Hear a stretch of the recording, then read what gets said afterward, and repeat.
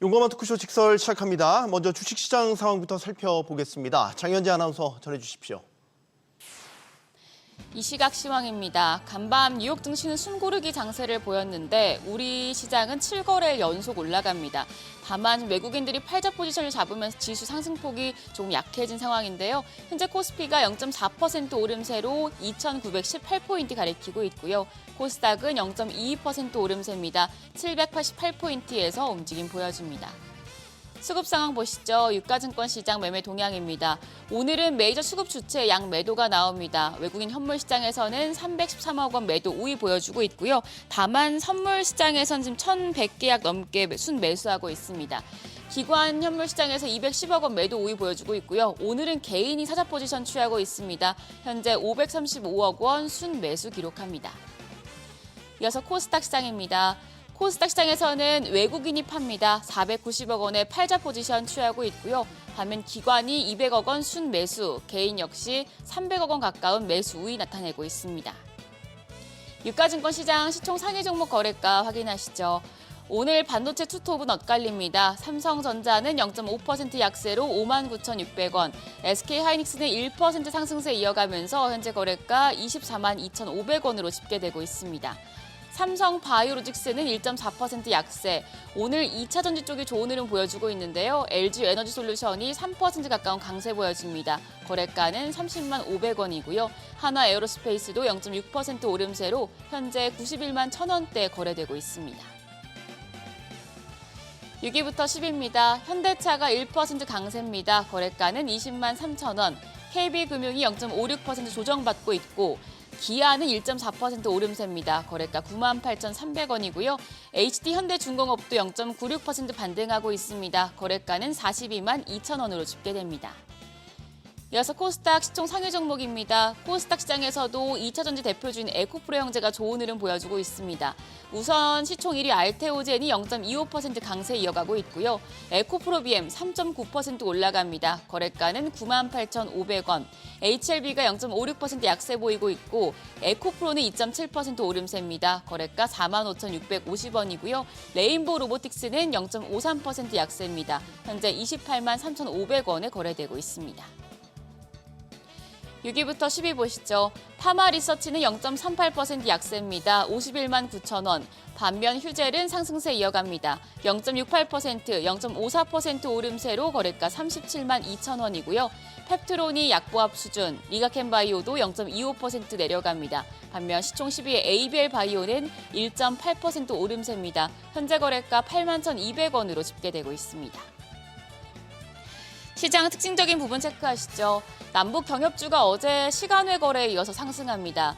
우리 군이 지난 1년간 이어온 대북 확성기 방송을 어제 오후부터 전면 중단했고 오늘 북한이 대남 방송을 멈춘 것으로 알려졌는데요. 남북관계 개선 기대감이 커지면서 경협주가 움직입니다. 인디에프가 18.1% 급등합니다. 거래가 1,287원. 좋은 사람들이 20% 급등세로 현재 1,453원대에 거래되고 있습니다. 조비도 21% 가까이 상승합니다. 현재 거래가 16,210원입니다. 원전 섹터도 강세 기록 중입니다. 체코 측이 테멜린 원전 3, 4호기를 추가로 건설할 경우에 한수원이 우선 협상 대상자가 될 것이란 전망이 나오는 가운데 이재명 대통령과 페트르 피알라 체코 총리가 전화통화에서 이와 관련한 이야기를 나눴다는 소식이 보도가 됐는데요. 이에 원전주가 움직입니다. G2파워가 20.39% 급등하며 현재 11,630원대 거래되고 있고요. 한전기술도 16.2% 상승합니다. 거래가는 83,000원. 더불어서 한신기계까지도 11% 오름세 기록하고 있습니다. 3,710원대에 거래됩니다. 외환시장 상황 살펴보시죠. 오늘 1,369원으로 1,370원 선을 하회하면서 출발을 했는데요. 9시 30분 기준으로는 환율 1,369원 선 유지하고 있었고요. 현재는 조금 더 떨어졌습니다. 1,368원 60전에 거래됩니다.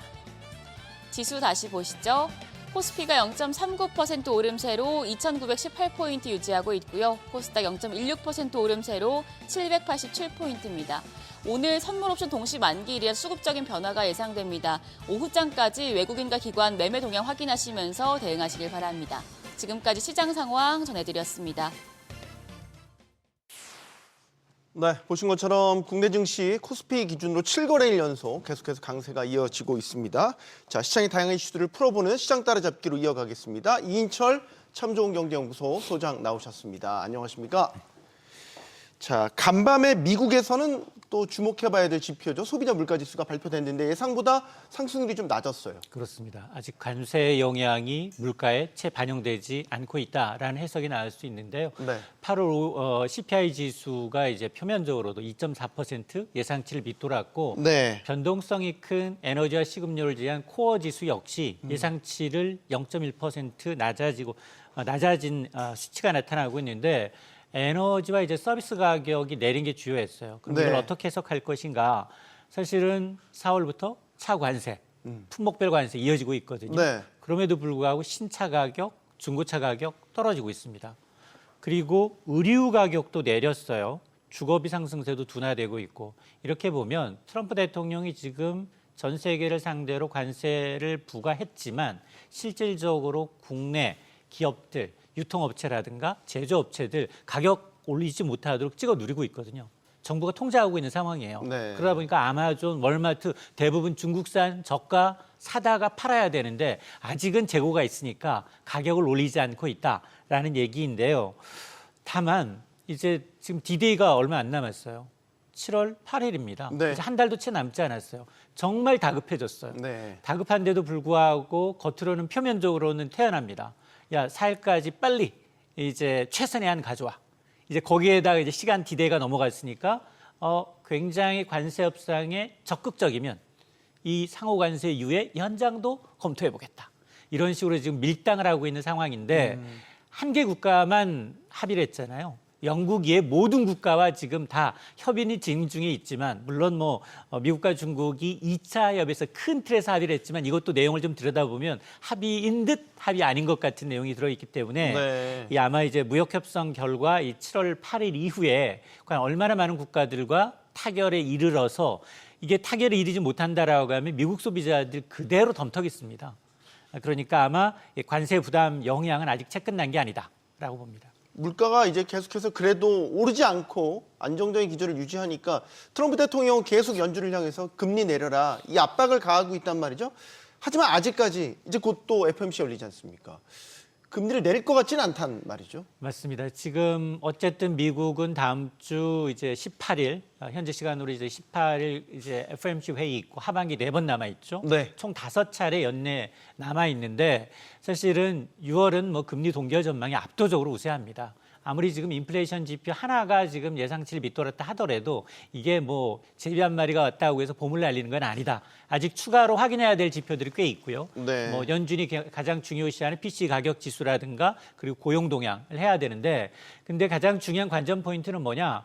과연 그렇다면 이제 분기 말 3월, 6월, 9월, 12월은 점도표가 나옵니다. 네. 연준 전 위원들의 이제 속마음, 향후 이제 금리 전망에 대한 속마음을 점으로 찍은 도표가 나오는데 3월과 크게 달라질 게 없을 것 같아요. 왜냐하면 지금 미국이 중요하고 있는 건 물가 지표, 고용 지표인데 그다지 크게 많이 반영되지 않고 있거든요. 네. 자, 그러다 보니까 지금 뭐 오늘도 보면 이제 어쨌든 이렇게 물가 지표가 예상치를 밑돌게 되면 금리 인하 기대감은 커지지만 앞서 제가 이제 6월 전망도 압도적으로 금리 동결 전망이 많고 7월까지도 동결 전망이 우세합니다. 네. 그러면 이제 남은 하반기가 7월, 9월, 10월, 12월이에요. 예. 첫 인하, 하반기 첫 인하는 기껏해야 9월 정도 가서야 그리고 1회 내진 2회 정도로 예상을 하고 있는데 트럼프 대통령 바빠졌어요. CPI 지표 봐라. 물가 굉장히 훌륭한 수치다. 그러면서 연준이 기준금리를 무려 1%포인트나 내려야 한다. 대폭적인 금리 인하를 요구하고 있어요. 그리고 또 여전히 과거에도 그랬거든요. 계속 말바꾸기를 하고 있는데 지금 스콧 베센트 재무장관 차기 후임으로 아직 임기 1년 남았지만 네, 하마평에 올랐어요. 네. 사실은 뭐 물론 뭐 이제 연준 의장이 재무장관으로 간 경우 있어요. 지금 특히 이건 좀 반대의 케이스죠. 재무장관 하다가 연준 의장으로 오는 케이스. 이전 정부만 하던 젠디 옐런 같은 경우에는 네. 연준 의장을 하다가 이제 재무장관을 예, 갔으니까 네. 그 케이스가 없는 건 아닌데 그럼에도 불구하고 1년 넘게 남은 시점에서 이런 카드를 들이내미는 건 금리 인하라는 압박. 또 하나는 야 오히려 이제 힘 빼자. 막바지의 임기에 레임덕을 좀 유도하려는 아주 나쁜 의도라고 봅니다. 네. 자, 금리 인하 아직까지 요지부동, 연준은 요지부동이란 말이죠. 무역 합의, 미중이 무역 합의를 런던에서 하긴 했지만 최종 타결은 아니란 말이죠. 어제 간밤 미장이 또 조정 좀 받았어요. 자, 그럼 이제 증시 방향을 예측을 해보면 남은 변수가 뭐가 있냐라고 짚어본다면 뭐가 있을까요? 중국이 협상을 잘한다라는 생각이 들었어요. 네. 보도가 계속 엇갈렸어요. 야, 중국이 히토리 수출 재개하면 미국은 이제 반도체 등 핵심 기술 수출 통제를 완화하겠다. 이게 카드였는데 네. 트럼프 대통령이 SNS를 통해서 뭐라고 얘기했느냐? 시진핑 주석과 자신의 최종 승인만 남겨놨다. 굉장히 무역 합의는 사실상 타결됐다라고 했어요. 그러면서 뭐를 얘기했느냐? 중국이 히토리 풀고 수출 규제 풀고 후 그러면 미국은 중국 내 중국 유학생들 대학 진학을 허용하겠다. 이런 내용이었어요. 근데 구체적으로 과연 미국이 지금 중국이 강하게 요구해왔던 미국의 반도체 수출 통제는 어떻게 되는 거지?에 대한 언급도 없었고요. 구체적인 내용이 좀 빠져 있습니다. 네. 근데 외신의 이제 전언을 보게 되면 중국이 호락호락하지 않다라는 겁니다. 히토리 수출을 하는데 다만 6개월간 한시적으로 풀겠다라는 겁니다.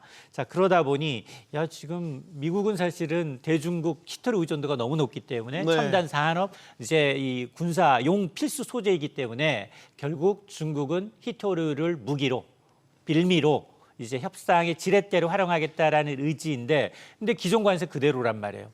대중국 관세 55%, 중국이 미국의 관세 10%예요. 이게 과연 유지가 가능할까? 자, 이 생각에 이제 변함이 없고 또 하나 그러면 이제 앞으로의 금융시장의 변수는 뭐냐? 지금 디데이가 이제 7월 8일이기 때문에 한 달도 채 남지 않았습니다. 과연 90여 개 국가에서 동시다발적으로 협상을 하고 있는데 영국 제외하고 얼마나 많은 국가들이 과연 합의에 이를 것인가? 전 합의에 이르지 못하는 경우가 많기 때문에 벌써 본인 입에서 미국 입에서 상호관세 유예 얘기가 나오는 거라고 보고요. 네. 또 하나는 지금 중국 입장에서 6개월 동안 히토리 풀어준다라고 했는데 대중국 관세 55%는 중국 여전히 미국산 소비자 가격은 1.5배 이상 높아진다는 얘기거든요. 네. 자, 이걸 과연 감내할 것인가? 또 변수고요. 또 하나 결국은 사실은 펀더멘털로 궁극적으로 이제 회귀할 수밖에 없는데 지금 보면 트럼프의 이런 이 협상에 대해서 미국 내 반발이 굉장히 높아. 그러다 보니까 타코 트럼프라는 얘기까지 나오면 갑자기 돌변해요. 상호 관세하다가 갑자기 품목별 관세를 철강의 관세를 2배 올린다거나 이런 것도 좀 나타날 가능성도 있고요. 앞서 얘기했습니다만 결국은 미국 기업들의 이제 실적과 경기 전망이 굉장히 중요한데 세계은행이 최근에 이제 이 세계 경제 전망치를 낮추면서 트럼프와 관세 정책은 오히려 중국보다 미국 경제 타격이 더 크다. 그러면서 올해 성장률 전망치를 거의 반토막을 내고 있습니다. 이런 걸 감안하게 되면 지금 미증시 주요 지수는 지금 한 2달만 하더라도 이 전고점 대비 20% 넘게 떨어져서 침체장 얘기 나왔었거든요. 그러다가 지금 보합권까지 네. 좀 올라와 있기 때문에 이런 변수들이 아마 추가 상승이냐 아니면 이제 이 차익 매물이냐 어떤 분기점이 될 것으로 보입니다. 네. 자, 이제 우리 장 이야기 해볼까요? 우리 장은 뜨겁습니다. 말할 것도 없습니다. 7거래일 연속 지금 오늘도 오르고 있고 이제 2,900 돌파했고 3,000도 이제 가시권에 들어온 것 같습니다. 오랜만에 이렇게 분위기 좋은 장을 본 것 같습니다. 사실은 시가총액은 이미 전고점을 넘어섰고요. 그리고 이제 2,900 넘어선 것도 이제 2022년 1월 이후 이제 3년 5개월 만인데 역시 뭐 오늘은 외국인이 조금은 팔고 있습니다만 네. 이제 어제까지 6거래일 연속 4조 원 넘게 국내 주식을 사들였어요. 매수 강도는 다소 둔화는 되고 있습니다. 오늘도 보니까 원전 관련주들, 남북 경협 관련주들, 신재생에너지, 뭐 2차 전지 같은 경우에는 조금씩 오름세를 좀 이어가고 있고 반도체는 좀 쉬어가는 양상을 좀 보이고 있는데요. 삼성전자가 떨어지고 있습니다만 SK하이닉스는 또 반등세를 좀 이어가고 있는데 어쨌든 최근의 반등 모멘텀은 외국인이 그동안 많이 팔았잖아요. 4월까지 거의 9개월 연속 역대 2번째 최장기 매도세를 나타냈는데 지난달 10개월 만에 이제 매수세로 돌아선 이후 이번 달 들어서 이제 정치적 불확실성이 해소가 되고 또 이재명 대통령이 자본시장 활성화 대책을 내놓으면서 이런 기대감이 반영이 되고 있고 또 하나가 이제 저는 이제 외국인도 중요하지만 그동안은 지난해까지는 국장 탈출은 나이스 순이다, 지능순이다 하면서 개인 투자자들이 모두 미중시로 나갔었는데 지금 보니까 증시 대기성 자금으로 분류되고 있는 고객예탁금이 지금 62조 원을 넘어섰어요. 네. 3년 만에 이제 최대를 기록하고 있다는 얘기는 뭐냐? 조금만 조정을 보이면 올해는 미증시보다는 뭐 추세적인 달러 약세라는 걸 감안하게 되면 오히려 국내 증시에서 더 이제 상승 모멘텀이 남아 있지 않느냐라는 게 이제 모멘텀으로 작용을 하고 있기 때문에 다만 너무 많이 올랐어요, 단기간에. 국내 증시 성적표가 지난해 최악이었는데 올해는 6월까지 지금 현재까지 성적은 거의 뭐 상위권입니다. 네. 그러다 보니까 코스피가 이제 20% 넘게 올랐다는 것, 이건 뭐 단기 조정을 간다 하더라도 굉장히 건전한 조정이 될 수 있다라고 볼 수 있습니다. 네. 자, 그럼 이제 어디까지 갈 거냐? 다 궁금해 하실 거예요. 지금 3,000포인트는 진짜 상당히 빨리 달성할 수도 있겠다 이런 전망이 유력하고 이제 고점도 증권사들이 높이더라고요. 3,200 뭐 이렇게도 이제 이야기가 되고 있더라고요. 근데 이제 우리의 펀더멘털이 그럼 얼마나 개선이 됐냐? 기업들의 실적, 이익치는 얼마나 개선이 됐냐? 아직 근본적인 질문을 하면 한계는 있을 것이다라는 또 일각에서의 전망도 나오고요. 맞습니다. 사실은 이제 그동안 이제 정책 불확실성 때문에 경제 성장률도 낮아졌고 그리고 우리 증시도 굉장히 이제 관세 충격의 여파로 이제 수출주들, 대장주들이 좀 주춤을 했는데 네. 그럼에도 불구하고 이제 새 정부 들어서 공통점은 과거에도 보면 새 정부 들어오면 돈을 풀어서 경기를 부양하려는 의지는 굉장히 높습니다. 그러니까 이제 9번의 대선 기간 중 6번 정도는 오름세였는데 그러면 공통점은 뭐고 차이점은 뭐냐? 돈 푼다라는 건 똑같은 양적 완화 기대감은 있지만 네. 차이점을 좀 들어본다 하면 외국인이 그나마 좀 순매수로 돌아서고 있다라는 것. 아직도 국내 증시는 저평가 상태에 있다라는 겁니다. 지난달 말 기준 국내 증시 코스피의 이제 주가 순자산비를 보게 되면 0.8배 수준인데 미국의 한 4.8배, 5배 수준, 그리고 일본이 1.5배, 대만도 한 2.6배니까 여전히 이제 국내 증시는 배고프다. 더 이제 간다에 베팅을 하고 있는 거고 이렇게 이제 밸류에이션만 PBR 1배 수준만 회복한다 하더라도 코스피는 이제 3,000선에 도달 가능할 수 있기 때문에 연내 뭐 일부 골드만삭스의 경우에는 3,100선까지도 이제 내다보고 있는 것 같고 특히 이제 KB증권은 내년 상반기까지 앞서 말씀하셨던 것처럼 3,200에 한 40선까지를 좀 제시를 하고 있는데 일단 상법 개정안에 대한 기대감 그리고 돈을 풀어서 경기를 부양하겠다는 유동성 기대감 여기다 이 기업의 지배구조 개선 기대감이 나타나고 있는데 일단 허니문 랠리로 당분간 랠리는 좀 이어질 수 있습니다. 그런데 이제 하반기 변수는 뭐냐? 과연 관세 리스크가 어떻게 되는지 또 하나가 지금 우리가 이제 가장 큰 게 뭐냐? 이게 지금 한 단계 레벨업 되기 위해서는 우리 증시가 MSCI 신흥국 증시의 바구니가 아니라 MSCI 선진지수의 편입이 돼야지만이 글로벌 기관들, 목돈이 의무적으로 이 편입해야 되는 이 리스트에 들어가기 때문에 네. 과연 우리가 이제 MSCI 선진지수의 예비 대상으로 이제 편입이 될 수 있는지 여부가 가장 중요한 변수라고 봅니다. 네. 일단은 지수에 대한 기대, 우상향할 것이라는 기대는 이제 커지고 있죠. 좀 섹터별로 살펴보죠. 지금 우리도 미국과 무역 협상 이제 새 정부 들어서면서 본격적으로 해야 되지 않습니까? 그러면 지금 우리가 주로 대미 수출 품목으로 많이 하고 있는 게 자동차, 반도체. 이제 이런 섹터는 사실 무역 협상 결과에 따라서 좌지우지 될 수 있는 거잖아요. 맞습니다. 실제로 이제 대중, 대미 우리나라 이제 1, 2위 교역 국가의 수출은 줄고 있고 이제 관세에 이제 직접적인 영향을 받고 있는 지금 자동차라든가 철강의 경우에는 뭐 수출이 줄고 있는 건 맞습니다. 그런데 이 두 국가를 제외하고 전반적인 수출을 보게 되면 아직까지도 반도체, 자동차 의존도가 상당히 높거든요.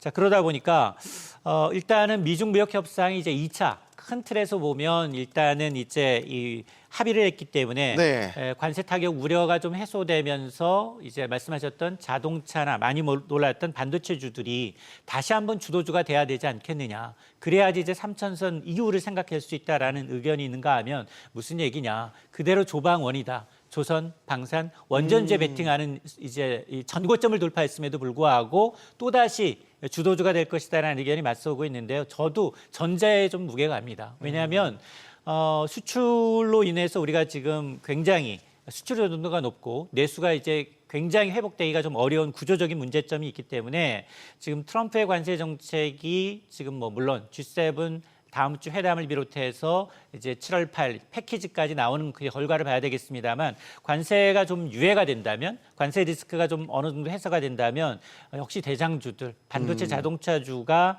어떤 주가 흐름을 이어가야 하는데 지금 뭐 하루하루 일빈하고 있습니다. 어제는 이제 자동차 반도체주들 특히나 하이닉스의 경우에는 11개월 만에 24만 원, 오늘도 좋은 흐름을 이어가고 있지만 삼성전자가 기운이 빠지고 있어요. 역시 6만 원이 허들로 작용하면서 아직까지는 이제 좀 약세를 보이고 있는데 저는 이제 미중 협상 분위기도 중요하지만 우리 네. 7월 패키지의 합의를 봐가면서 우리가 이제 우선순위에서 줄 건 주고 받을 건 받고 관세와 비관적 장벽 가운데 우리가 줄 건 주고 받을 걸 받는데 받아야 될 리스트를 가운데 가장 1번이 자동차 그리고 반도체, 뭐 철강과 같은 품목별 관세거든요. 이 관세를 얼마나 유예할지 여부를 좀 지켜봐야겠습니다. 네. 어제 이재명 대통령이 한국거래소 시장감시위원회 현장 방문하면서 또 여러 가지 이야기들을 꺼내놨죠. 불공정 거래에 대한 엄벌 의지, 뭐 배당 소득에 대한 분리과세 이런 계획 내놨고 또 지금 한결 속도감 있게 추진하고 있는 게 상법 개정. 이제 기업의 지배 구조도 바꾸고 자본시장에 대한 전반적인 개편안들을 지금 계속 밀어붙이고 있단 말이죠. 그러면 이제 뭐가 여기에 눈에 띌 거냐? 소위 말해서 주주 친화적인 기업들. 우리 이전 정부에서 이걸 밸류업이라고 표현을 했지만 주주 친화적인 정책들을 많이 내놓는 기업들이 상대적으로도 주목을 받을 수 있는 시기가 된 것 같습니다. 맞습니다. 사실은 오늘 국회 본회의에서 상법 개정안 처리한 예정이었어요. 예정이었죠.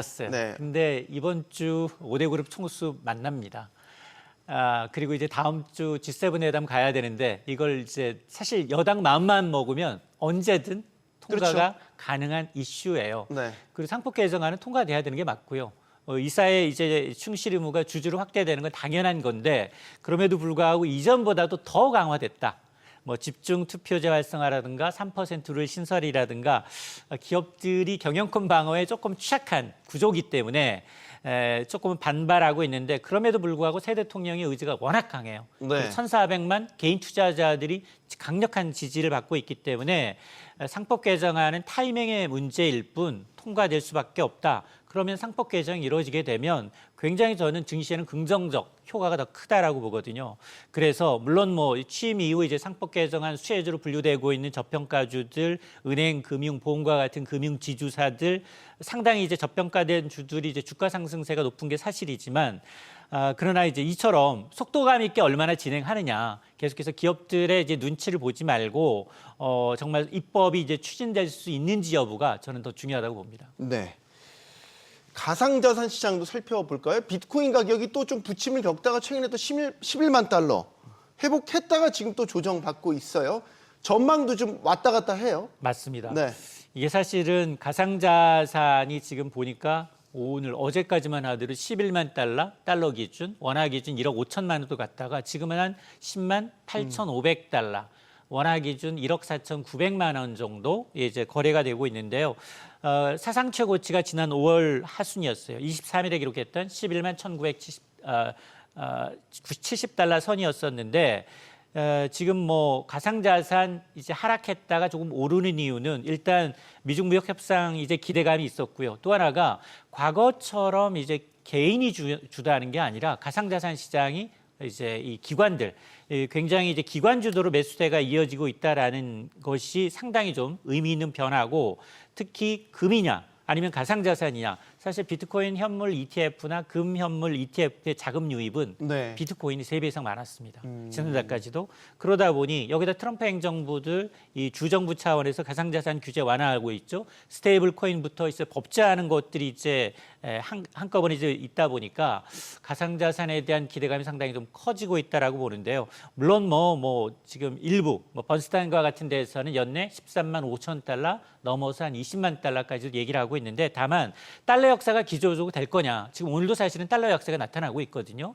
달러 인덱스가 98 정도면 거의 3년 만에 최저 수준까지 네. 떨어져 있는 상황이고 또 미국발 관세 전쟁이 좀 어떻게 진행될지에 따라서 가상자산은 상당히 좀 변동성이 커질 수 있습니다. 요즘에 또 상대적으로 금은 조금 관심이 좀 덜해지긴 했지만 그래도 여전히 가격이 조정받다가도 또 오르고 요즘에 또 금 말고요. 은값도 금 못지않게 많이 올랐어요. 맞습니다. 금값은 4월 22일에 이제 트라이온스당 3,500달러 넘었었어요. 그 위에 좀 숨고르기였습니다. 한 10%가량 떨어졌었는데 최근에 또 올랐어요. 오늘도 이제 뉴욕 상품거래소의 금 선물 8월물은 트라이온스당 3,340달러 선, 시간에선 더 오르고 있습니다. 이거는 뭐 이 전쟁, 특히나 이제 이라크 전쟁, 중동적 지정학적 불안감이 좀 가세를 하고 있기 때문이고, 특히 중국이 또 7개월 연속 금을 순매수하고 있습니다. 네. 그러다 보니까 금값 전망에 대해서는 뭐 일단 뭐 간다, 안 간다 전망은 좀 엇갈리고 있는데요. 일부에서는 하반기 금리 내리게 되고 지정학적 리스크가 좀 고조가 되면 금값은 더 올라갈 수 있다. 그래서 아마 이제 내년 상반기까지 JP모건 한 4,000달러 선 얘기를 하고 있는데, 그러나 구조적으로 계속 수요가 이어질 거냐, 그리고 대체 자산, 이렇게 사실 위험 자산이 주식이 뜨게 되면 사실 좀 금은 또 위축될 수도 있거든요. 네. 그리고 이제 차익 실현 매물이 나올 수 있기 때문에 지금 이 시점에서 금을 매수할 시점이냐, 저는 고점 대비 지금 한 5%, 6% 정도가 전고점이기 때문에 지금에서 만일 매수에 투자 자산으로 저는 이제 이건 포트폴리오 재편하는 이제 자산의 어떤 거부들이 상속이라든가 다른 문제로 이제 한다면 괜찮지만, 그렇지 않고 수익을 노린 뭐 ETF라든가 그다음에 한국거래소의 KRX 금 선물 매수는 지금은 매수할 시점이라기보다는 추세를 관망해야 되지 않나라는 생각을 하고 있습니다. 알겠습니다. 시장 따라잡기 여기서 마무리하겠습니다. 이인철 참좋은경제연구소 소장과 함께했습니다. 고맙습니다.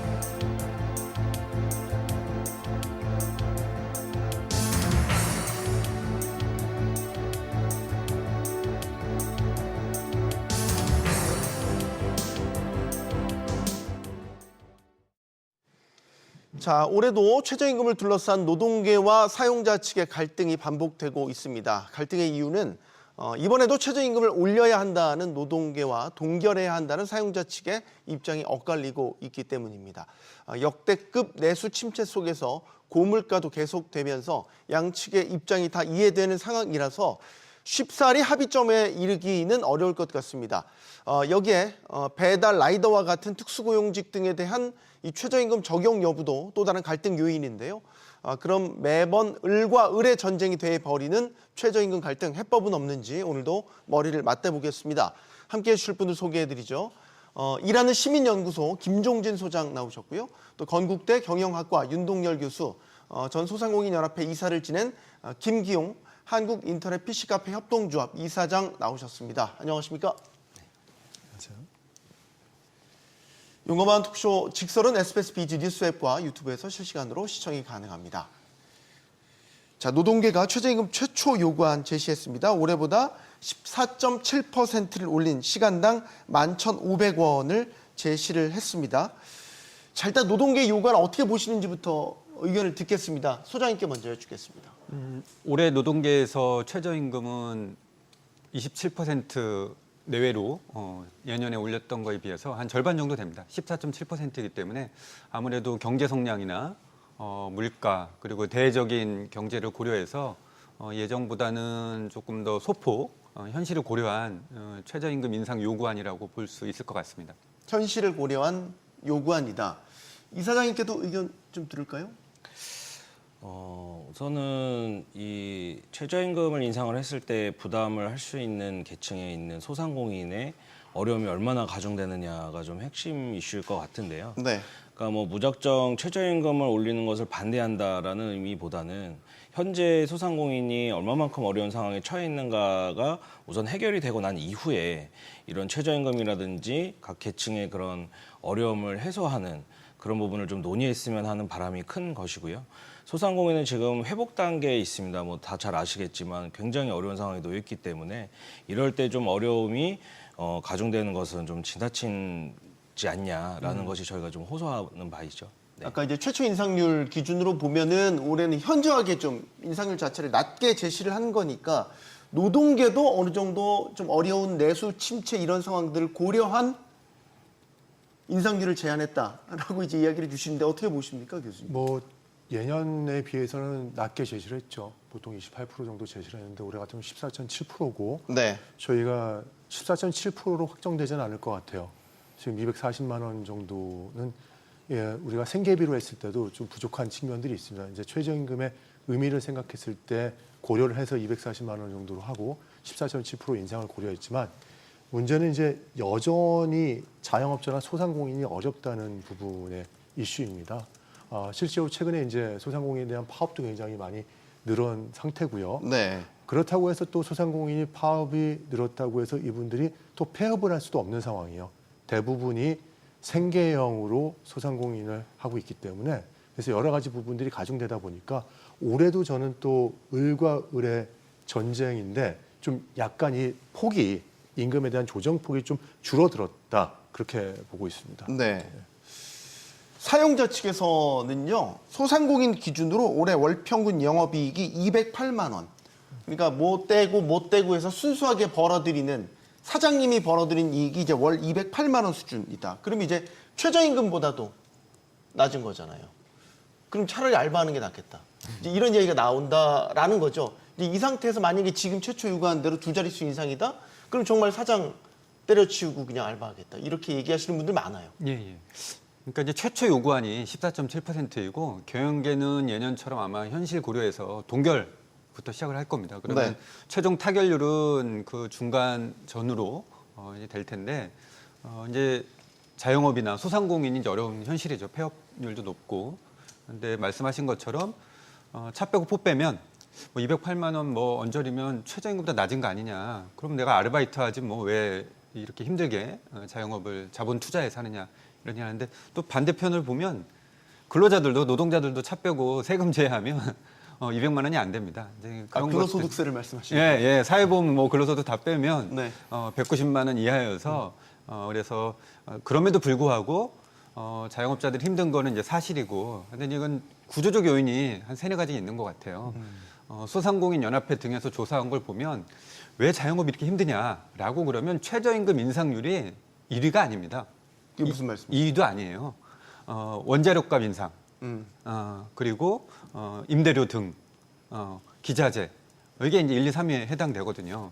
그래서 지금 소상공인의 문제를 살리기 위해서는 구조적인 문제를 같이 해결하는 노사정 혹은 정부의 지원과 함께 소상공인이 영향을 상대적으로 좀 고려해서 어느 인상률을 하느냐 이게 이제 포인트로 같이 보는 게 중요할 것 같고요. 그럼에도 불구하고 또 우리가 최저임금 인상에서 놓치지 않아야 될 포인트가 있습니다. 하나는 국민들의 다수나 혹은 우리들이 최저임금이 인상되거나 이 금액이 어느 정도 영향을 받느냐라고 할 때 우리 그냥 임금만 생각하지만 사실은 법률적으로는 40개가 넘고요. 정부 지원 제도로는 200개 넘습니다. 네. 대표적으로 근로자들이 실직을 했을 때 실업급여, 그리고 육아급여, 네. 산재 보상 등 수많은 영향을 그리고 소상공인 관계자분들은 잘 아세요. 코로나 때 소상공인 손실지원 보상금을 책정 논의할 때 최저임금이 50% 될까 안 될까. 그러니까 최저임금이 너무 낮으면 우리 사회 전반의 공동체가 운영하기 힘들다. 그래서 요는 소상공인의 입장도 고려하고 지원 정책도 하면서 최저임금도 법률에 근거해서 적정 생계비 그리고 물가라든가 노동소득 분배율 등을 고려해서 우리가 함께 해안을 모색할 필요가 있다 이렇게 봅니다. 근데 그 적정 최저임금 수준이라는 게 이제 너무 편차가 나니까 사용자 측과 근로자 측의 편차가 나니까 사장님이시잖아요. 네, 이 사장님. 그렇죠. 맞습니다. 그러니까 이제 인건비 소위 말해서 최저임금 때문에 이렇게 지금 소상공인들이 어렵냐 이제 그걸 등가로 보기에는 어렵다라고 보시는 거고 직접 사장님 입장에서는 또 다른 이야기를 하실 수 있을 예, 것 그 같아요. 정확히 해야 되는 것은 그러니까 단순히 뭐 저희가 직원들 알바비를 얼마 주고 안 주고의 문제가 아니라는 것에 일단 주목을 해야 될 것 같고요. 네. 그 이유는 이 최저임금이라는 것이 인상률이 뭐 예를 들어서 뭐 5%, 10% 이렇게 됐을 때 제 사업장에 있는 제 직원에 대한 인건비만 올라가는 것이 아니라 원재료라든지 임대차라든지 할 수 있는 뭐 건물을 지을 때도 기본 인건비가 들어가고요. 그리고 식자재라든지 유통하든지 모든 산업에 걸쳐서 임금이 인상이 되는 겁니다. 그러니까 당연히 원자재가 인상이 될 것은 자명한 일이죠. 그런 거를 저희가 알기 때문에 단순히 저희 업장의 알바들만 돈을 적게 주겠다 그런 개념이 아니라 이 최저임금이 올랐을 때 원자재 값이 올라가고 유통하는 과정에서 또의 그 퍼센테이지로 올라가는 것이기 때문에 결국에는 물가가 저희가 올라갈 수밖에 없다는 거예요. 그러니까 저희가 인건비만 생각하는 것이 아니라 뭐 전기료라든지 공과금이라든지 모든 산업에 걸쳐서 인력이 투입이 되는 것들이기 때문에 그래서 이 최저임금이 막상 뭐 1.7% 올랐다? 얼마 안 오른 것처럼 보여질 수 있죠. 하지만 이 전 산업에 걸쳐서 1.7%가 올랐다고 생각을 한다고 하면 이 부분에 있어서의 부담은 소상공인이 점점 지고 있는 거기 때문에 이거를 저희가 부담할 수 있는 수준의 퍼센테이지가 아니다. 그래서 저희가 좀 동결 내지는 삭감을 조금 요구를 하는 겁니다. 1.7%라고 말씀하신 건 이제 작년에 이제 네. 최저임금 논의를 할 때 올해 최저임금 논의를 할 때 이제 1.7% 인상률로 결정이 됐기 때문에 1.7%를 언급하신 건데 이게 단순히 알바생들 임금의 문제가 아니라 결국 이 전 영역이 다 적용이 되니까 전체 비용이 올라가는 이런 효과를 지금 말씀하신 것 같습니다, 교수님. 뭐 좀 이사장님 말씀하신 부분에도 일정 부분은 동의를 하는데요. 실제 아까 말씀 주신 부분 중에서 그 소상공인들이라든지 기업에서 가장 부담스러워하는 부분 같은 경우는 원자재 상승입니다. 이 생산자 물가 지수하고 연동이 될 수가 있거든요. 코로나 시기에는 16%까지 오른 적도 있었어요, 매년요. 그럼 지금 같은 경우는 좀 안정적이 됐다고 해서도 3%에서 6% 정도는 인상이 되고 있거든요. 네. 그거 대비해서 실제 인건비 같은 경우는 그만큼 증액된 건 아니죠. 그러나 원자재 가격이라든지 뭐 다른 부분들에 아까 말씀하셨던 뭐 전기료라든지 이런 부분을 다 배제하면요. 뺄 수 있는 가용한 소상공인이 실제 활용할 수 있는 수단은 인건비라든지 인력 활용에 대한 부분이죠. 두 가지를 다 갖고 있습니다. 인건비에 대한 부담도 갖고 있지만요. 인력을 구하기 어려운 측면까지 갖고 있는 것이죠. 그러다 보니까 인력 구하는 것도 어렵고 인건비에 대한 비중도 어려운 두 가지를 모두 갖고 있다 보니까 소상공인 입장에서는 임금 인상에 대한 것이 폭이 뭐 1.7이 되건 2가 되건 3이 되건 간에 이 부분이 굉장히 부담스럽게 다가올 수밖에 없는 부분이었고요. 또 매출 같은 경우도 굉장히 많이 줄어들고 있거든요. 실제 한 2년 동안 매출액 같은 경우는 거의 20, 30% 정도 하락한 부분도 있고 코로나보다는 상승했지만 그런 측면들이 있고 또 계엄을 거치면서 실제 탄압 거치면서 내수도 아직까지 회복되지 않고 있는 부분이 있습니다. 네. 근데 이제 이 최저임금 인상을 둘러싼 이 갈등 논쟁 이해관계가 첨예한데 이제 한 두세 가지 우리가 이제 하나 확인할 필요는 있어요. 그러니까 최저임금 법에는 노동자들의 이 생계를 지원하는 기본적인 목적도 있지만 법률에는 어떻게 돼 있냐면 최저임금 제도를 통해서 국민 경제의 이바지함을 목적으로 한다. 근데 지금 뭐냐면 일정 정도 임금이나 소득이 있어야 소비도 하는 거거든요. 그래서 선순환 효과도 이제 분명히 있기 때문에 너무 안 오른다, 동결한다, 삭감한다 그러면 우리가 기본적으로 소비할 여력이 없거든요. 그러니까 지금 자영업자 폐업이 가장 높은 업종 중에 하나가 이제 식당, 음식업인데 네. 이제 지출 안 하는 문제가 있어요. 이제 그런 것들을 함께 좀 같이 고려할 필요가 있다 그러고 두 번째는 저는 이제 경영계나 정부에 더 아쉬운 면이 있는데 주요 선진국이나 전 세계 어디에서 최저임금 논의할 때 소상공인 자영업자가 이렇게 이 나라는 인상을 했더니 폐업이 많이 됐어. 혹은 축소가 됐어. 이런 조사를 내놓은 거 본 적이 없어요. 고용률의 여파를 본 것은 있습니다. 최저임금 인상이 많이 됐더니 고용률이 뭐죠.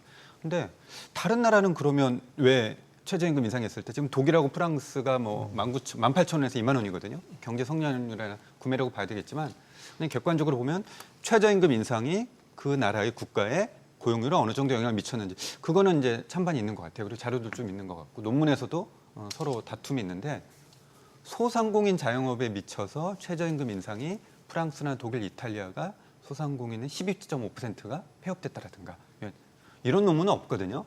그래서 저는 좀 그걸 확인할 필요가 있다, 객관적으로. 그래서 조금 더 정부가 이런 문제에서 방기한 것 같고 앞으로는 그 논의가 돼서 진정으로 최저임금 인상이 소상공인 폐업이나 영업에 많은 지대한 영향을 미쳤다 그러면 노동계도 좀 논의할 수 있죠.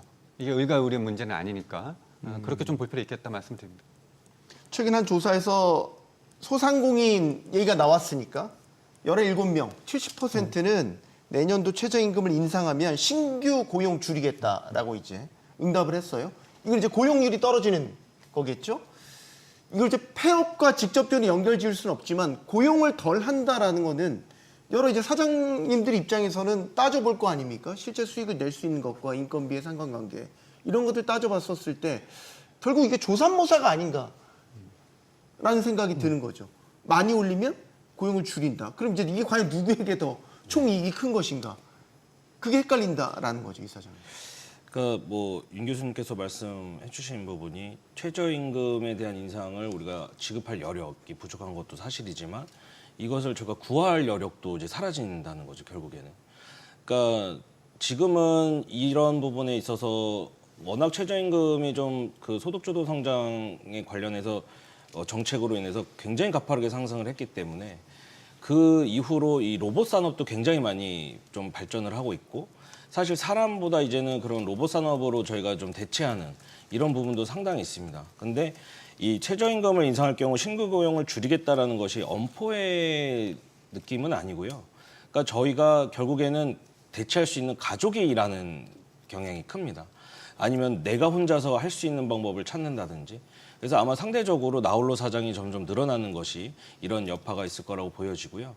실질적으로 가족들이 무임금 노동을 하는 경우가 굉장히 많이 있습니다.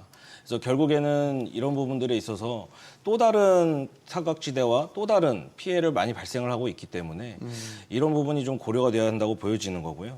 결국에는 이것이 정부에서 해결을 해야 되는 것인데 정부가 단순하게 최저임금을 사용자 측에 전가하는 것이 아니라 정부의 정책이라든지 이런 어려움의 인력을 구하는 부분을 해결할 수 있는 그런 기본적인 여건이 마련된 후에 논의가 돼야 될 것인데 그런 부분에 대한 논의는 전혀 없고 단순히 이거를 뭐 올리냐 안 올리냐 이런 싸움으로 번지기 때문에 이 좀 정책 협의 기구가 좀 너무 아쉬운 거 아니냐라는 생각도 좀 들고 있습니다. 경영학계에서는 그런 연구가 많이 진행됐을 것 같은데 임금 네. 인상률에 따른 고용률과의 상관관계 반비례할 것 같기도 하고 일정 실제 수준까지는 뭐 비례할 것 같은데 관련된 해외 연구들도 있고요, 국내 연구들도 있는데 한국노동연구원에서 예전에 발표했던 걸로 보더라도 실제 뭐 최저임금에 대한 연구보다는요, 만약에 이제 임금이 상승됐을 때 어느 정도 영향을 미치냐에 대한 부분의 것들은 어느 정도 이제 부분적으로 내준 적이 있습니다. 네. 사실 임금이 올라가게 되면은 고용률이 떨어지는 건 맞지만 그 측면만 바라보기는 좀 어려울 것 같긴 해요. 근데 지금 문제가 뭐냐면은 이중 관련된 이제 어려움에 대한 고착화라는 거죠. 우리가 바라보고 있는 것 중에서 말씀드렸지만 아까 이미 많은 소상공인 같은 경우가 아까 로보틱스를 얘기하셨지만 키오스코로 전환하는 소상공인들도 많이 있고요. 또 실제 인구 구조 변화하고 또 맞물리는 부분들도 있거든요. 사람을 구하려고 해도 지역사회에서는 서비스 업종에 사람을 구할 수가 없다 보니까 사람들과 함께 키오스코는 물론이고 서비스 로봇에 대한 수요가 상당히 많이 늘어났어요. 그리고 사람을 고용하는 것보다도 로봇을 실제 활용하는 것이 그때 비용 같은 측면에서도 세이브가 되다 보니까 그쪽으로 실제 소상공인들이 고용에 대한 부분들을 좀 틀거나 자구책을 마련하는 부분들이 있다 보니까 네. 저희도 지금 고민되는 연구 중에 하나가 뭐냐면은 이런 부분에 대한 시장이나 내수 시장 이런 부분들을 얼마나 이런 것들이 대체할 것인가에 대한 거기에 대한 고용 영향률에 대한 것들이 좀 최근에 연구하는 것들이 많이 늘어나고 있습니다. 그 소장님 예. 실제 최저임금보다 못 받는 근로자들도 꽤 많다고 조사가 되더라고요. 270만 명이 넘더라고요. 최근 조사에서도. 최저임금 이제 미만을 받는 그렇죠. 예, 네. 비율인데 그 2020년 전후에 되게 높은 비율이 있다가 최근에는 이제 많이 줄긴 했습니다. 이제 정부가 최저임금위원회 홈페이지에 보면 최저임금 영향을 받는 집단, 미만을 받는 집단 이렇게 하고 있는데 이게 1인 이상이냐 이제 5인 이상이냐 통계 자료에 따라 조금 다르긴 하지만 최대한 200만 명, 적게는 한 60만 명 정도 됩니다. 근데 이건 이제 두 가지로 볼 수 있어요. 최저임금 지급 여력이 없어서 못 받는 거냐, 아니면 우리가 이제 법률을 지키지 않는 그 위반.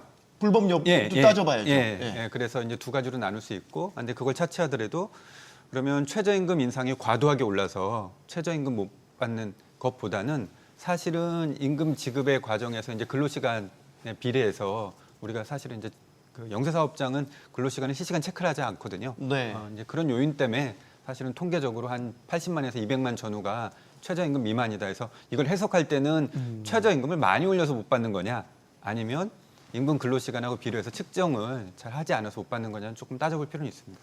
이게 어떻게 측정하세요?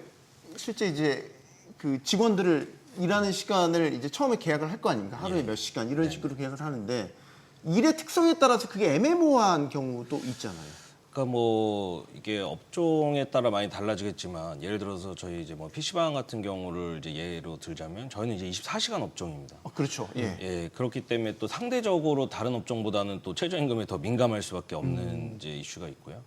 저희가 뭐 8시간씩 이제 하루에 3명을 근무한다고 하면 그게 또 상시 근로자의 또 이슈도 있고 또 주휴수당에 관련된 이슈도 있기 때문에 네. 사실 이 최저임금보다도 이제 소상공인 쪽에서 가장 어렵게 부담이 되는 게 사실 주휴수당의 문제가 가장 크거든요. 그러니까 이런 주휴수당을 지급할 수 있는 여력 있는 뭐 대기업이라든지 수익이 좀 큰 이제 규모의 그런 형태들은 크게 뭐 관련가 없겠지만 저희 같은 이제 이런 중소 영세상인 또 소상공인들 입장에서는 이 주휴수당에 대한 부담도 굉장히 큽니다. 그래서 최저임금 인상률보다도 그 주휴수당에 대한 그 부담이 크기 때문에 이런 데 폐지도 주장을 하는 것이 그렇고요. 그러니까 이게 각 형태에 따라서 다르기 때문에 업종의 차등도 적용을 저희가 주장을 하는 겁니다. 왜냐하면 너무나 다양한 업종이 있고 그 다양한 고용의 형태가 다 다르기 때문에 이렇게 딱 일괄적으로 뭐 최저임금, 뭐 주휴수당 이런 식으로 접근하기에는 이제는 어려움이 있다. 그래서 이제 소상공인의 영역이라는 정책이 실질적으로 이렇게 정부가 관심을 갖고 귀 기울인 지가 몇 년 안 됐습니다. 그렇기 때문에 이런 세분화의 부분들 좀 세심하게 살펴볼 이런 정책들이 많이 있기 때문에 뭐 단연 뭐 이렇게 노동계의 입장만 들어서 이 부분은 된다 안 된다 이렇게 논의할 것이 아니라 왜 필요한지 꼼꼼하게 어떻게 해야 되는지 좀 정부의 정책이 같이 좀 수반이 돼야 되기 때문에 네. 이런 부분에서는 좀 이런 사용자 측의 입장을 조금 더 심도 있게 좀 논의가 좀 더 귀기울여졌으면 하는 바람이죠. 제가 좀 하나를 말씀드리고 싶은 게 뭐냐면요. 지금 이사장님 말씀도 다 옳으신 내용인데 일단 최저임금을 제대로 받고 있지 못하는 사람들의 비율은 사실 여전히 12.5% 정도 됩니다. 네, 네. 그리고 실제 이런 부분들 중에서도 우리가 지금 음식이나 요식업이나 이런 쪽 같은 경우는 뭐 10명 중에 3명은 못 받고 있어요, 지금요. 그럼 굉장히 높은 거잖아요. 근데 네. 그 부분이 최저임금이 인상돼서 못 받느냐에 대한 이슈와는 또 다른 부분이거든요. 가장 근본적인 원인 중에 하나는요. 매출이 안 되고 있고 기업의 경영이 제대로 안 되다 보니까 주지 못하는데 그게 최저임금이 얼마큼 인상돼서 실제 임금을 받지 못한다는 논리하고는 이렇게 같이 이렇게 가리기는 조금 어려운 부분들이 있어요. 근데 하나는 말씀드릴 게 아까 지금 이사장이 말씀하셨던 부분 있잖아요. 주휴수당 폐지에 대해서는 저도 동의를 하는데 그냥 폐지를 동의하는 것이 아닙니다. 지금 문제가 뭐냐면 주휴수당으로 인해서 발생하는 것이 쪼개기 알바도 동경하고 있다는 것이죠. 차라리 이번에 좀 논의를 해서 이번 최저임금위원회에서 논의할 수 없을 것 같아요.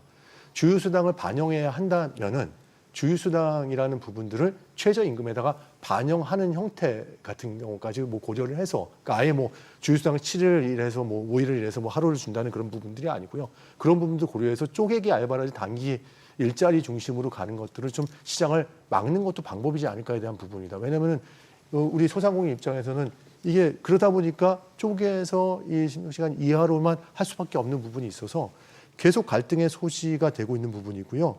이런 부분을 해결하지 않으면 계속 을과 을의 전쟁이 계속되지 않을까 생각이 들고 있습니다. 얘기가 나왔으니까 이 문제 먼저 짚어볼까요? 업종별 차등 적용은 이제 매년 얘기가 돼 왔었는데 결론은 계속 못 내리고 있는 거고 아까 이제 여러 측면에서 이사장님께서는 업종별로 최저임금을 수용할 수 있는 능력이 다 다르기 때문에 그다음에 그 업황에 따라서 업종별로 또 실질 경영 환경 이런 것도 굉장히 다르기 때문에 차등화가 필요하다라는 입장이신 거고 소장님께도 의견 듣겠습니다. 그러면 이제 제가 반문도 하면서 제가 스스로 답변을 드리면 네. 왜 업종만 해야 되죠? 지역, 연령, 국가, 성별. 연령 국가까지는 가지 마시죠. 딱 그 지역별은 얘기가 나왔었잖아요. 아니 이제 영국은 연령별 차등을 합니다. 아, 영국 같은 경우는요. 청년하고 이렇게 구분도 하고 있고 지역도 일본은 일본 하고 있죠. 예, 저희가 하고 그런 있어요. 사례 벤치마킹에서 도입하자는 얘기는 예. 있었잖아요. 그리고 뭐 일부 정치권에서는 이주 노동자 차별 등도 하자고 그래서 이게 어디까지 차등하냐 논의를 하게 되면 다 자기 합리화가 끝이 되죠. 없다라는 네, 거예요? 그래서 이제 그거는 이제 그냥 토론에 한번 좀 고려할 필요해서 말씀을 드리고요. 이제 업종별 차등은 선진국에서도 하고 있습니다. 근데 이제 이 기준은 뭐냐면 예를 들어서 우리가 최저임금이 지금 1030원이잖아요. 그런데 업무가 숙련이 필요하거나 이거는 일정 정도 보상이 필요한 그러니까 국가 최저임금보다 조금 더 높은 수준에서 이렇게 차이를 두는 거거든요. 차등이 아니라. 그래서 예컨대 독일에 보면 유리벽 청소하시는 분들이 있잖아요. 위험을 감수하고. 네. 이분들은 독일 법정 최저임금도 조금 더 줍니다. 그리고 직업훈련을 받아서 요양보호사로 가는 사람들은 또 이런 식으로. 네. 그래서 주요 선진국 중에 호주라든가 독일에서 이제 그렇게 주고 있거든요. 근데 아마 이제 소상공인이나 경영에서 얘기하는 건 야, 지금 1030원인데 편의점에서 그냥 포스만 찍고 이 친구들은 단순 업무니까 뭐 9,000원만 받아도 되는 거 아니야? 이렇게 생각을 하실 개연성이 높다고 보거든요. 이제 그랬을 때는 사실은 저임금이 고착화되고 최저임금 취지는 애초적으로 무색해진다. 네, 무색해진다. 그래서 업종별 차이를 둘 때는 동의를 할 수 있는 것은 숙련이 필요한 그 필요 IT 개발 이렇게 할 때는 좀 높게 줄 필요는 있겠죠. 이게 최저임금이라는 기본 개념은 최소한이잖아요. 그렇죠. 최소한 이 정도는 받아야 된다는 건데 이제 그거에서도 업종별로 차등화를 두면 아까 말씀하셨던 여러 이유를 붙여서 어쨌든 무색해진다라는 거죠. 그러니까 제가 뭐 작년에도 한번 말씀드린 건데 차이는 분명히 존재해서 저희가 지급을 하고 있습니다. 예를 들면 PC방 같은 업종은 저희가 최저임금보다도 훨씬 더 많은 돈을 줘야지만 인력을 구할 수가 있습니다. 말씀하신 대로 편의점의 알바생들은 간편한 일이죠. PC방 업무는 조금 더 강도가 높습니다. 그러면 절대 최저임금으로는 저희가 구할 수가 없어요. 자연스럽게 그건 차이가 적용이 될 수밖에 없기 때문에 굳이 그런 차이를 적용하는 거는 두지 않아도 된다. 다만 차등 적용을 말씀드린 이유는 저희도 직원들 돈 많이 주면 좋죠. 왜 안 좋겠습니까? 결국에는 우리가 지급할 능력이 있냐 없냐를 봐야 되는 것이고 아까 서재 소장님께서 좋은 말씀하셨는데 결국에는 그런 그 임금을 많이 줘야 이런 소비도 늘어난다. 근데 거꾸로 이런 생각도 하셔야 됩니다. 소상공인도 결국에 소비자입니다. 저희도 나가서 지출을 해야 되는 돈들이 있고 아이들 학원도 보내야 되고 저희가 무슨 사치스럽게 어디 여행을 다니고 이러고자 하는 것들이 아니라요. 저희도 최저로 생활해야 되는 최저 생계비라는 것이 있는데 이런 최저임금으로 인상이 된 많은 부대 비용을 저희가 다 감당을 해서 저희는 그러면 왜 최저 생계를 저희는 보장받지 못하냐라는 지경까지 온 것이고요. 그러니까 과거에 노동계의 요구가 많이 받아들여져서 최저임금 제도가 만들어진 것은 정말 어떻게 보면은 그 시대상이 반영하는 노동자들의 정말 어려움이 있었습니다. 사회 안전보장도 정말 취약했고요. 네. 현재는 굉장히 많은 수준으로 사회 안전 물론 사각지대에 있습니다만은 사회 안전보장 제도도 잘 마련이 돼 있고 이런 사각지대를 줄여가고 있는 추세입니다. 하지만 그거에 반대로 소상공인은 점점 더 어려지는 현실이고 이 전체가 이제 좀 더 개체수가 너무 많아졌기 때문에 이제는 좀 이 다수의 어려운 분들을 위한 뭔가 사회적인 책임이라든지 또 모든 국민이 같이 좀 짊어질 수 있는 여러 가지를 고려해보자라는 취지로 저희가 호소드리는 것이지 저희야 뭐 돈 많이 벌면 직원들 돈 많이 주고 싶습니다. 그 마음이 저희가 없는 것이 아니기 때문에 그런 부분도 한번 좀 고려해보면 어떤가 싶은 거죠. 네. 하나만 좀 말씀드리고 싶어요. 사실 최저임금이라는 부분에 대한 아까 법에 대한서 명시된 부분이 있어요. 최저임금이 뭘까 생각을 다시 해봐야 되는 거예요. 최저임금이라는 것은요, 우리 국민들이 최저 생계비로 해서 생활을 영위할 수 있는 비용을 지급한 거거든요. 근데 여기서 또 차별을 둔다? 전 그거에 대해서는 좀 문제가 있다고 생각하는 사람. 네. 그럼 그렇게 된다면 무슨 얘기냐면은 업종별로 우리 국민에 대해서도 차등을 두고 최저 생계비를 지급해야 된다는 얘기가 나오는 거거든요. 그래서 다른 나라 일본이라든지 뭐 다른 나라의 예를 들지만 미국 같은 경우는 최저임금이 거의 연방에서는 올라오지 않았어요. 몇십 년 동안 올라가지도 않았고 일본 같은 경우도요. 예, 실제 전체적으로 최저임금을 정한 후에 근데 지역별에 대한 부분 같은 경우는 지역에 대한 것을 충분히 고려를 하고 또 산업별로 다시 이제 또 산별 교섭이 가능하니까 그런 부분을 결정하는 부분이기 때문에 저는 이 부분은 최저임금이 만약에 최저임금에 대한 것을 차등하게 된다는 얘기는 이미 최저임금이 감당하기가 어려운 정도까지 왔다는 얘기거든요. 그래서 저는 최저임금을 업종별로 차등화해야 되는 부분에 대해서는 그렇게 긍정적으로 생각하지 않습니다. 제 의견은. 그리고 두 번째는 아까 말씀드렸지만 이 차등 적용에 대한 부분이 가장 큰 이슈 중에 하나는요.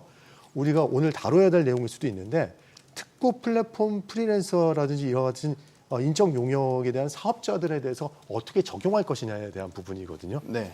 그러니까 기존의 최저임금 같은 경우는 근로자성이 있는 사람들한테 적용을 시키지만 이들에 대한 부분, 인적 용역 사업자에 대해서도 최저임금을 적용할 수 있을 것인가 말 것인가에 대한 논쟁이 지금 되고 있는 부분이기 때문에 여기에 대한 얘기가 조금 더 나눠져야 되지 않을까 생각이 좀 들었습니다. 저는 그 이제 소상공인 연합회 등에서 최저임금위원회나 이제 대외적 토론이나 이런 자리에서 최저임금 차등을 하는 대표적인 한 대여섯 개 업종이 있잖아요. 음식, PC방, 뭐 편의점, 주유소 등 이런 곳은 좀 발상을 좀 달리했으면 좋겠어요.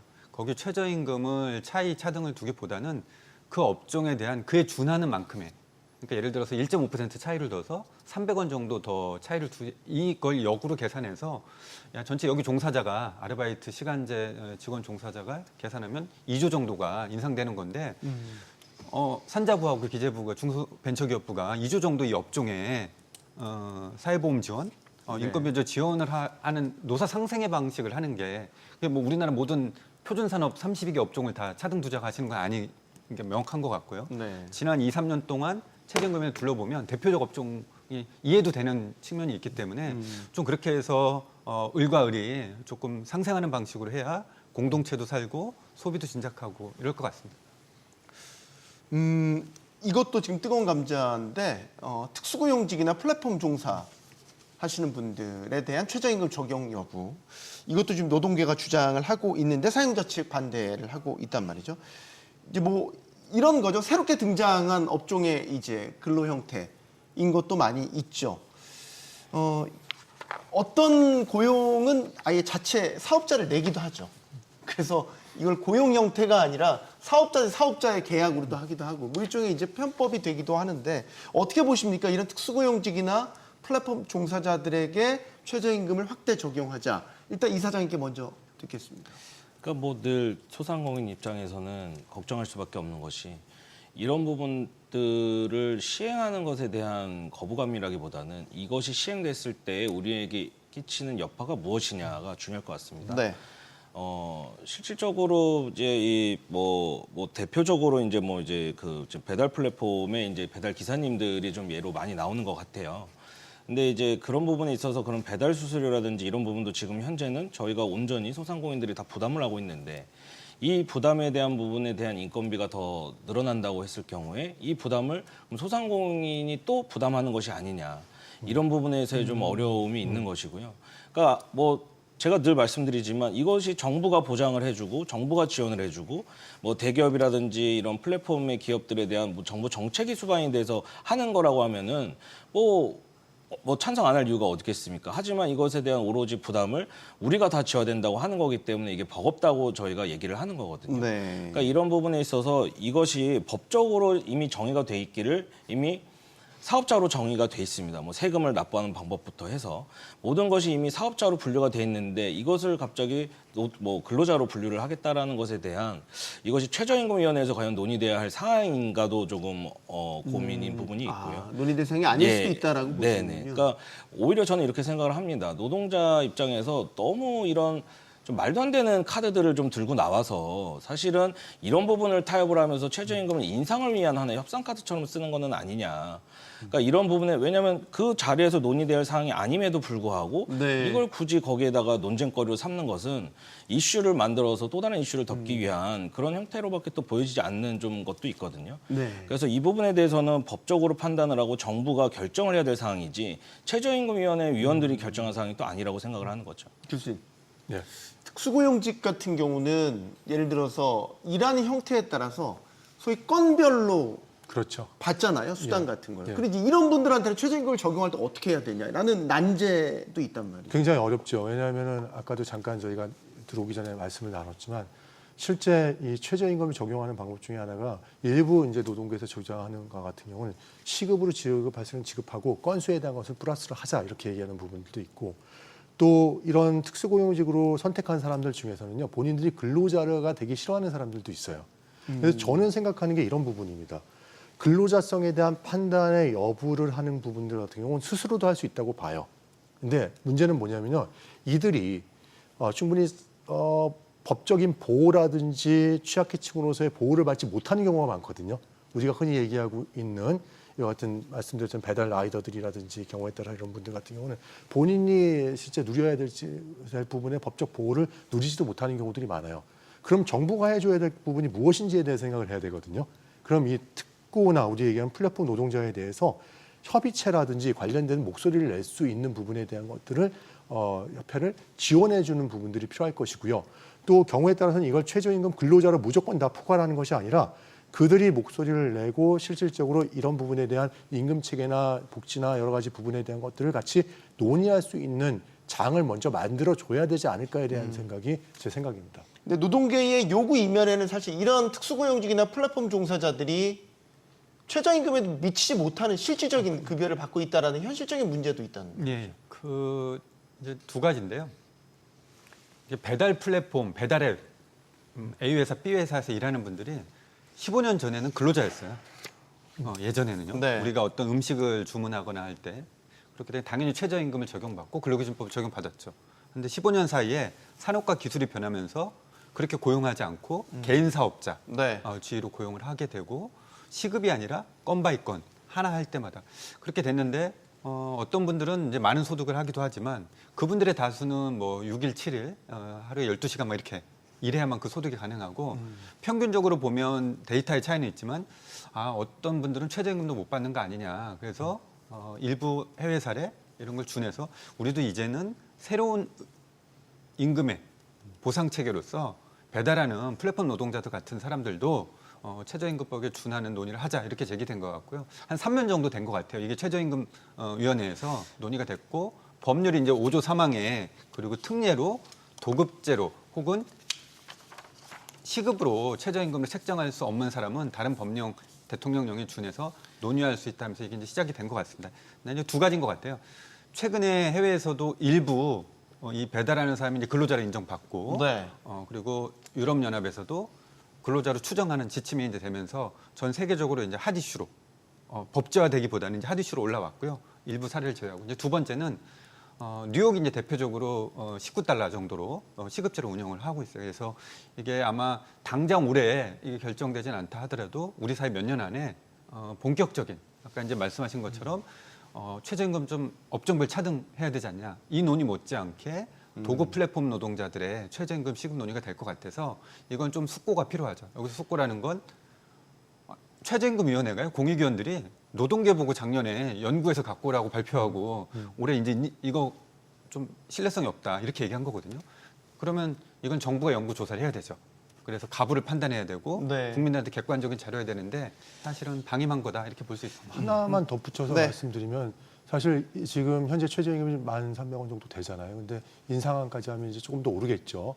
네, 인상이 될 텐데 지금 우리가 플랫폼 비즈니스 노동자에 대해서 임금을 추정했을 때 7,500원 정도가 되니까 25% 정도가 지금 적은 상태라고 볼 수가 있겠죠. 그러니까 이거를 어떻게 이들에 대한 것을 보호할 수 있을 것인가 이런 부분들에 대한 논의에서 그런 부분이 시작되지 않았을까 생각이 듭니다. 네. 그 이게 저는 조금 이런 고용 형태의 좀 역사를 보자면 과거에 이 배달 플랫폼이 없었던 시절은 다 가게에서 직접 배달원을 직접 배달하셨죠. 그렇죠. 예. 그분들 그때 이미 최저임금에 적용받는 월급제로 이미 해왔던 고용 형태예요. 그러니까 뭐 새로운 형태를 저희가 고안하거나 새로운 형태를 갑자기 하자라는 것이 아니라 과거에 그런 형태로 고용했던 시스템을 이 배달하시는 기사님들이 그게 싫어서 그게 아무래도 월급이 적고 내가 하는 노동이라든지 내가 하는 위험성을 감수하는 거에 비해서 부족했기 때문에 이 건바이 건의 배달 플랫폼으로 다 몰렸던 거거든요. 네. 대리기사도 마찬가지고요. 택배기사도 마찬가지고요. 다 그렇습니다. 그러니까 택시기사도 마찬가지죠. 그러니까 모든 이런 플랫폼이라는 새로운 형태가 생겨서 마치 이게 무슨 새롭게 시작되는 무슨 그런 고용의 형태로 다들 주장을 하시는데 과거에 그거에 만족하지 못했기 때문에 이 현재 시스템에 이분들이 뛰어든 겁니다. 근데 다시 이거를 과거에 만족하지 못했던 시스템으로 돌려야지만 된다라고 말하는 것은 선뜻 납득하기가 어려운 거죠. 그리고 실제로 이렇게 만약에 특수고용을 근로자로 만약에 인정을 하게 될 경우에는 그냥 사실 옛날처럼 저희가 배달원을 그냥 구하면 되는 거거든요, 가게에서. 그러니까 이런 부분이 있기 때문에 이거에 대한 정말 실효성이 있는 것인가는 정말 우리가 과거의 역사를 통해서 다시 한번 또 배워보는 것도 뭐 또 별다른 연구 없이도 충분히 알 수 있지 않나 그런 생각을 하게 근데 되는 이게 겁니다. 그 배달앱을 통해서 개인 사업자 플랫폼 노동을 고용하면 퇴직금을 지급하지 않아도 되고요. 연차 휴가를 지급하지 않아도 되고 사회보험료를 지급하지 않아도 되기 때문에 엄청나게 이윤을 향유하는 겁니다. 그래서 여기 해법은 소상공인한테 전가하면 안 된다고 봅니다. 이 제도를 도입한다 하더라도 네. 배달앱 회사에 해야 이 수수료하고 연동돼서 이렇게 네. 하게 되면 해법을 모색할 필요가 있다고 봅니다.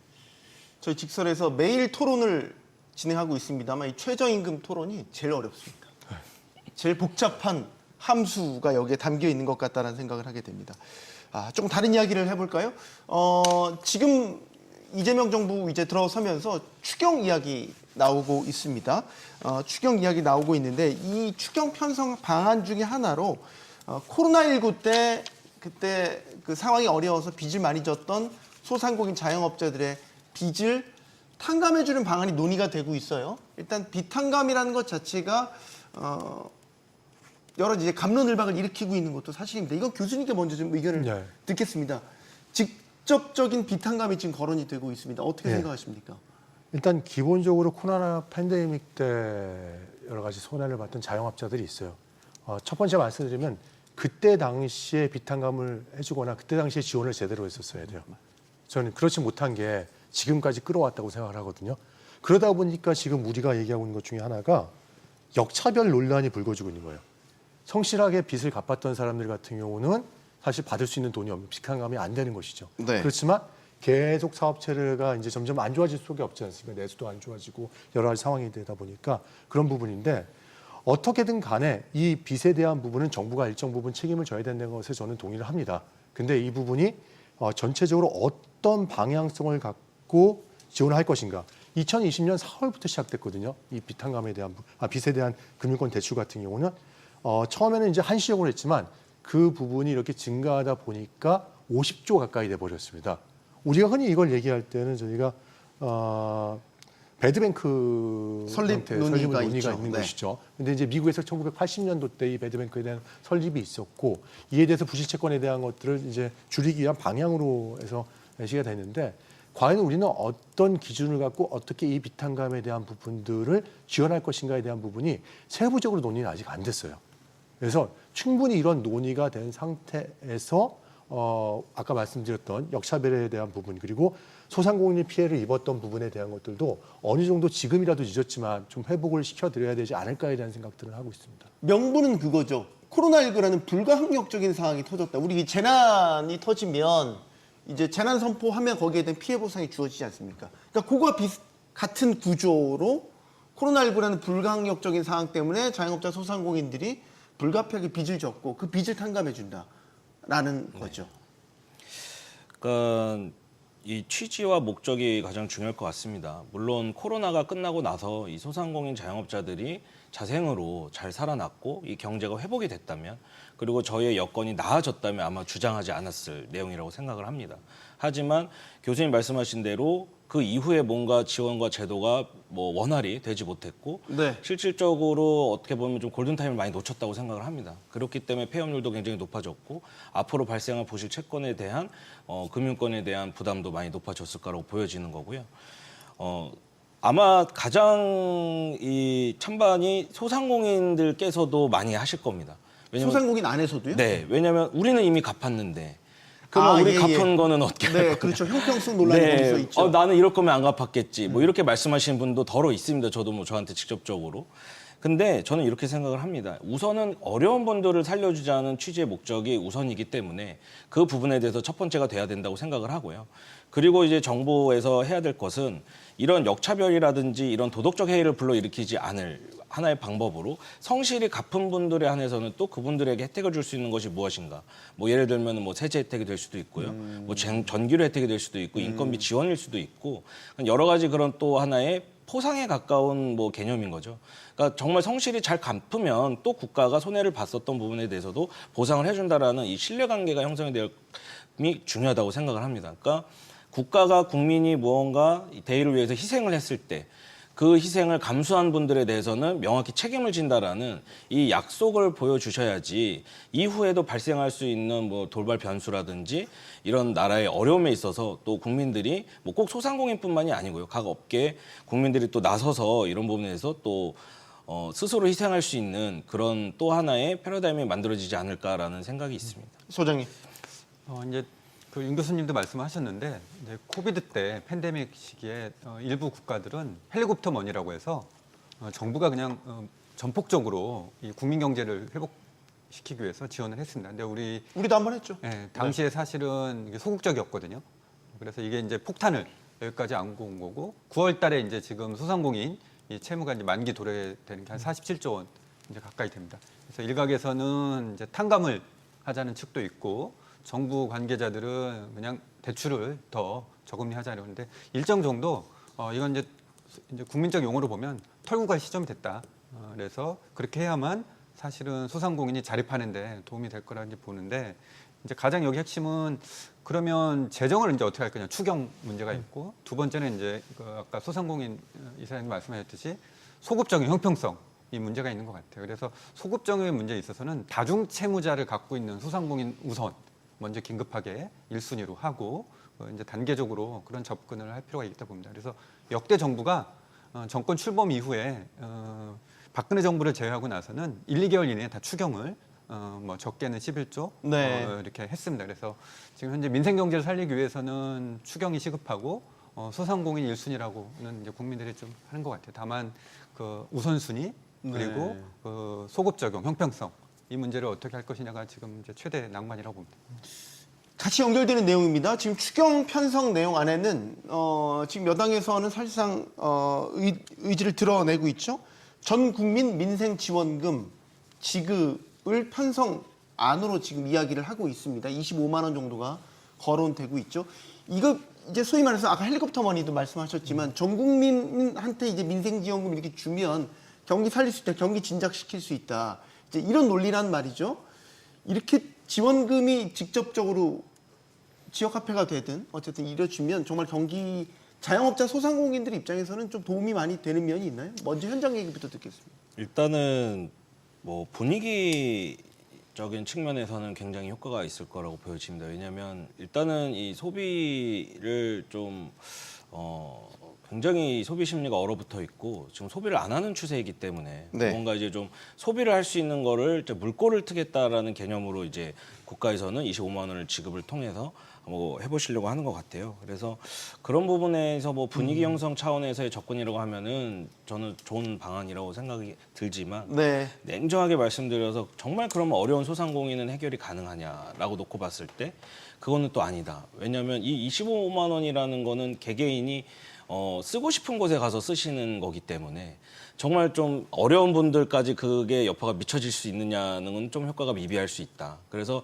이 목적이 분위기라는 것에는 찬성을 하지만 만약에 정말 어려운 분들을 위한 뭔가 국가에서 하는 정책이라고 봤을 때는 조금 미흡한 부분이 있기 때문에 이런 부분들도 좀 보완할 수 있는 정책이 같이 좀 수반이 돼서 시행이 되면 어떨 것인가 그런 생각이 있습니다. 교수님 이어서 듣겠습니다. 그 전국민 민생지원금은 잘 봐야 됩니다. 사실은 저희 코로나 때도 이렇게 민생지원금을 지원했었지 않습니까? 100만 원 정도의 규모를. 그랬을 때 그거에 대한 효과성에 대한 부분을 측정한 부분이 거의 없었어요.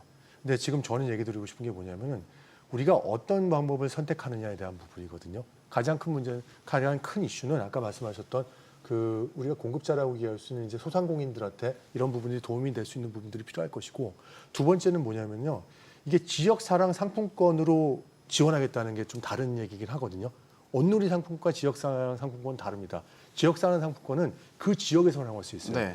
저도 얼마 전에 이제 지역 시장을 갔는데 5일장으로 이제 보통 돌고 있는데 사실상 여기에 대한 상권이 거의 굉장히 어려운 상황들이 있습니다. 그래서 저는 이런 생각도 갖고 있는 거예요. 전체 지역을 제공하는 것도 좋지만 지역의 특성을 고려를 해서 실제 이 살려야 될 지역에 조금 더 집중적으로 지원을 하는 것이 더 맞지 네. 않을까에 대한 부분이고 이 상품권의 활용도 같은 경우도 좀 제한적으로 활용하시기 좋지 않을까에 대한 부분입니다. 네, 소장님 짧게 부탁드립니다. 예, 민생경제 살리기 위해서 이제 25만 원 전 국민 지원하는 것은 원포인트 성격이라고 봅니다. 일시적인 성격이 있을 것 같고 지속 경제를 살리기 위해서는 저는 자영업 소상공인들한테 지원을 대폭적으로 늘리는 방식으로 하면서 중견기업의 활성화를 해야만 이 경제가 활성화되는 거지 한쪽만 이렇게 한다고 해서 되는 건 이제 아니라고 봅니다. 알겠습니다. 이 최저임금 결정 과정은요, 매년 끝장을 봐야 끝난다고 할 정도로 사용자 측, 근로자 측 팽팽하게 맞섭니다. 하지만 또 상생이라는 관점에서 보면 몇 퍼센트 더 올리고 낮추는 숫자 싸움이 무의미하다는 게 갈수록 명확해지고 있지 않습니까? 용어만 듣고 직설 마치겠습니다. 여기는 모든 경제가 모이는 SBS 비즈입니다. 시청해주신 여러분 고맙습니다.